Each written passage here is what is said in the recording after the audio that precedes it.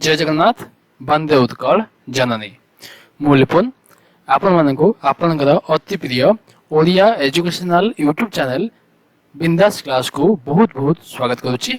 तो चलतु आम आज राष्ट्रीय प्रतीकर द्वितीय भाग पढ़ा। तो आज आम कौन कौन पढ़ा? राष्ट्रीय चिन्ह, राष्ट्रीय पशु, राष्ट्रीय पक्षी, राष्ट्रीय फूल एवं राष्ट्रीय वृक्ष। तो ये सब विषय आम जाना आउ ए सब इम्पोर्टाट जहाँ भी क्वेश्चन आसो से विषय आम जाना। तो पे मु संपूर्ण राष्ट्रीय प्रतीक को पार्ट पार्ट कर आसवि जहाँकि हम प्रथम भाग सरी जाइए।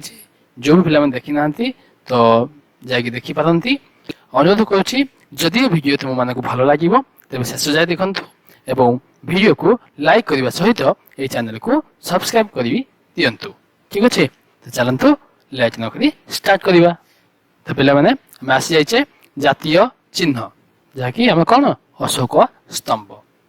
तो भारत सरकार 26 जनवरी 1950 रे सारनाथ ठारे थिबा अशोक स्तंभ को राष्ट्रीय चिन्ह रूपे ग्रहण करियछि। ठीक अछि। अशोक स्तंभ रे चारोटी सिंह जणे अन्य जन को पछ करी ठिया होइछन्ति। अशोक स्तंभर निम्न भाग आड़क गोटे चक्र एवं डाहाण भाग रे गोटे षंढ एवं बाम भाग रे गोटे घोड़ार छवि अंकित होइछि। यदि परीक्षा कौन भी परीक्षा क्वेश्चन आसे कौन कौन अच्छी तो पे तुम एमती कहीपर चारोटी सिंह आ गोटे घोड़ा गोटे षंढ आ गोटे चक्र। ठीक अच्छे। तो अशोक स्तंभ निम्न भाग आड़ को देवनागरी लिपि रे सत्यमेव जयते लेखा होइछि जार अर्थ सत्यर ही विजय होता है। ठीक अच्छे पे राष्ट्रीय चिन्ह रे दर्शा पशु मध्यरु घोड़ा अद्यम शक्ति परिश्रम और गतिशीलतार परिचय देता है। यदि परीक्षा क्वेश्चन आसे जे जातीय चिन्ह थिबा घोड़ा कहार प्रतीक तेबे कौन कह अद्यम शक्ति परिश्रम और गतिशीलता। ठीक अच्छे। एवं राष्ट्रीय चिन्ह थिबा सिंह से हूँ साहस वीरता और निर्भीकतार परिचय देता है। ठीक अच्छे। और से दर्शाई षंढर चित्र भारतर कृषि अर्थात प्रधान अर्थव्यवस्थार परिचय देता है। ठीक अच्छे। तो चलते पे एवं जीवा जातीय पशु विषय जाना। जातीय पशु किए बाघ।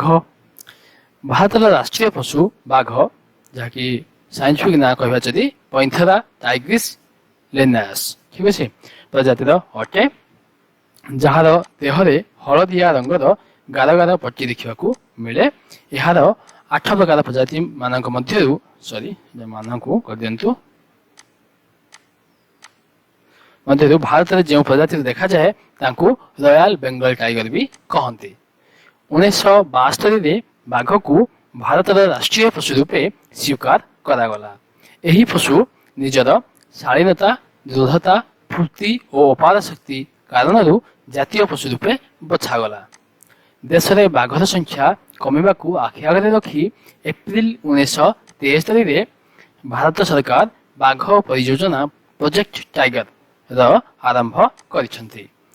बाघ परियोजना अंतर्गत देश में मोट 39 बाघ राष्ट्रीय उद्यान बा अभयारण्य स्थापन कर जार क्षेत्रफल 37,761 वर्ग किलोमीटर अटे टोटाल। ठीक है पे भारत में केवल गुजरात में सिंह देखा मिलती। तेणु सिंह बदल में बाघ को जातीय पशुर सम्मान प्रदान करागला। 1967 पर्यंत सिंह भारत राष्ट्रीय पशु थिला। ठीक अच्छे। 1967 पर बाघ को राष्ट्रीय पशु भाव ग्रहण करागला। ठीक अच्छे पे तो जापारे। तो चलते जावा जातीय पक्षी आड़ को। जातीय पक्षी किए मयूर। भारत सरकार 1963 मसीह मयूर साइंटिफिक ना हूँ पाबो क्रिस्टेसस को जातीय पक्षी रूपे घोषणा करिसेंति। भारतीय वन्य प्रणाली सुरक्षा अधिनियम 1972 अंतर्गत मयूर को पूर्ण सुरक्षा प्राप्त होइछि। ख्रीष्टपूर्व 331 सिकंदर महान मयूर सुंदरता उपरे प्रभावित होई भारत विजयर चिन्ह रूपे निज सह यूरोप नहीं जाइथिले। तो मयूर को से कौन करथिले जमी भारत विजय सरिला मयूर सुंदरता से एते मुग्ध हो गले जे निज सह यूरोप को मयूर सांगरे नेकी जाइथिले। ठीक अच्छे। भारत पूर्व म्यांमार मध्य मयूर को जातीय पक्षी रूपे घोषणा कर सारी। म्यांमार देश मध्य तार राष्ट्रीय पक्षी हूँ मयूर। ठीक अच्छे पे बुझीपार 1963 मसीहा पर राष्ट्रीय पक्षी मान्यता पाइबा पर यह मारिबा आईनतः अपराध अटे। मिस्टेक हो जाइए। ठीक अच्छे पे तो जापर आशा करुँच भल लगुथ। चलतु नेक्स्ट जाना जातीय फूल विषय। जातीय फूल कौन? पद्म। भारतर राष्ट्रीय फूल पद्म साइंटिफिक ना हूँ नेलम्बो न्यूसिफेरा गार्टन अटे। प्राचीन कालू यह भारतीय संस्कृतिर मंगलपूर्ण प्रतीक रूपे माना जाए। यार विवरण विष्णु पुराण और पद्म पुराण में देखा मिलता है। ब्रह्मा सरस्वती और लक्ष्मी आदि देवादेवी पद्म उपरे विराजमान होइथिबार देखा मिले। तीनोटी राज्य यथा हरियाणा, जम्मू काश्मीर और कर्णाटक राज्य फूल पद्म अटे। तो पे हरियाणा, जम्मू काश्मीर और कर्णाटक एम राज्य पुष्प फूल अटे। ठीक अच्छे। पद्म फूल वियतनाम, मकाऊ और मिश्र तो तीनोटी देश यार राष्ट्रीय फूल जहाँकि कौन अटे? पद्म अटे। ठीक अच्छे पे तो चलतु एवं जाना राष्ट्रीय गछ विषय जहाँकि आम राष्ट्रीय वृक्ष भी कहू। जातीय गछ तो कौन पे जातीय गछ? बरगछ। भारतर राष्ट्रीय गछ बरगछ अटे। यह एक बहुत पुराना विशाल गछ होता है। यह हिंदू धर्मर एक पवित्र वृक्ष अटे। यार शाखा प्रशाखा बहुत दूर पर्यंत मारी हो रही है। जनवरी ठू नहीं मार्च पर्यंत ए गछरे फूल आसी है। बरगछ भली बड़ बड़ चेर आउ कई गछरे देखा मिली न थाए। सबुठारु अपूर्व कथा है ए गछ राति अम्लजान दे था। पे आप जानी सब गछ कौन करती?